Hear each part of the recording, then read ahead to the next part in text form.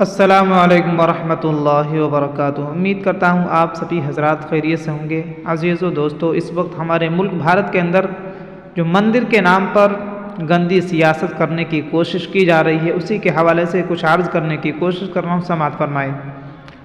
بابری مسجد کے خلاف کی جانے والی سازش اور اس کی شہادت اپنے منطقی انجام کو پہنچ رہی ہے۔ وہ تمام لوگ جو اس کام میں پیش تھے اپنے انجام بد کو پہنچ چکے ہیں، اور جو باقی بچے ہوئے ہیں عنقریب زمانہ انہیں بھی اس انجام سے دوچار کرے گا۔ یہاں کسی کا نام لینے کی ضرورت نہیں، ان سے اور ان کے انجام سے سبھی واقف ہیں جو آج تاریخ کے کوڑے دان کی زینت بنے ہوئے ہیں۔ رام مندر کا ڈھول جو پیٹا جا رہا ہے، اس کا پول کھلتا جا رہا ہے۔ جو بی جے پی اور نریندر مودی اس سے اپنی سیاست چمکانے اور بنانے میں لگے تھے، اس کی حقیقت کھل کر سامنے آ رہی ہے۔ قرآن میں ارشاد باری تعالیٰ ہے، وہ اپنی چال چل رہے تھے اور اللہ تعالیٰ اپنی چال چل رہا تھا، اور اللہ سے بڑھ کر کون چال چل سکتا ہے۔ ہمارے لیے اطمینان کا باعث یہی بات رہی ہے کہ باطل طاقتیں اور طاغوتی قوتیں اپنی پوری کوشش کرتی ہیں کہ اہل حق کو تکلیف پہنچائی جا سکے، لیکن ایک فیکٹر جو 7 سال چلتا ہے اس پر ان کی نگاہیں نہیں رہتی، اور وہ ہے اللہ تعالیٰ کا ہاتھ۔ مسلمانوں کو بابری مسجد کے حوالے سے جتنا بدنام کرنے کی کوشش کی گئی، اتنا زیادہ ہی ہندوتوا کا مکروہ چہرہ اور رام راج کی حقیقت عوام کے سامنے ننگی ہوتی چلی گئی۔ اب رام کا نام و نہاد عالی شان مندر کی جس طرح سرکاری خرچ پر تشہیر ہو رہی ہے، اور اس کے افتتاح کی جو تیاریاں ہو رہی ہیں، جس کے ذریعے ملک کا ماحول پوری طرح زہریلا کیا جانا ہے، اس کی پوری طرح پول خود ان کے دھرم آچاریاؤں نے کھول کر رکھ دی ہے۔ چاروں شنکر آچاریاؤں نے اس آدھے ادھورے مندر کے افتتاح کی مخالفت میں جو باتیں کی ہیں وہ چونکانے والی ہیں۔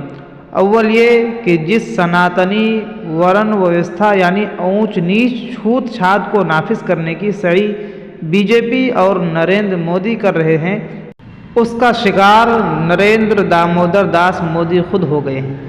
شنکر آچاریاؤں کے مطابق مودی نیچ ذات سے تعلق رکھتے ہیں، اس لیے رام مندر کی مورتی کو چھونے سے مورتی ناپاک ہو جائے گی۔ شنکر آچاریاؤں کے مطابق مودی نیچ ذات سے تعلق رکھتے ہیں، اس لیے رام مندر کی مورتی کو چھونے سے مورتی ناپاک ہو جائے گی۔ دوسرے شنکر آچاریاؤں نے یہ بھی کہا کہ مورتی کو مسجد میں رات کے وقت رکھا جانا غلط حرکت تھی، اور یہ بھی مانا کہ مورتی پرکٹ نہیں ہوتی اور مسجد کا گرایا جانا بھی غلط تھا۔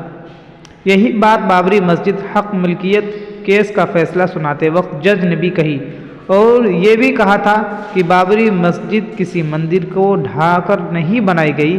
یہ بات سپریم کورٹ کے فیصلے میں ہمیشہ کے لیے دستاویزی طور پر درج ہو چکی ہے اور ساری دنیا کے علم میں آ چکی ہے۔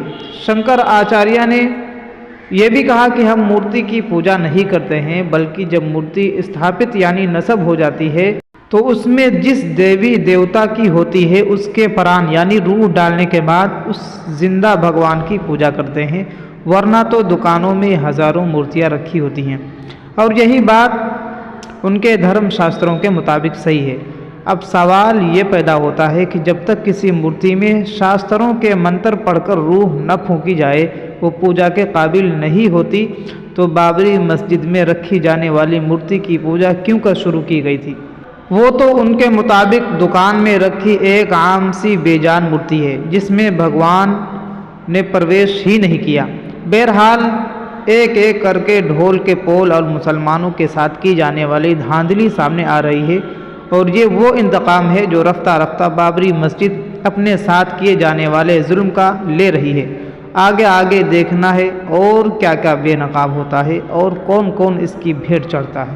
السلام علیکم ورحمۃ اللہ وبرکاتہ۔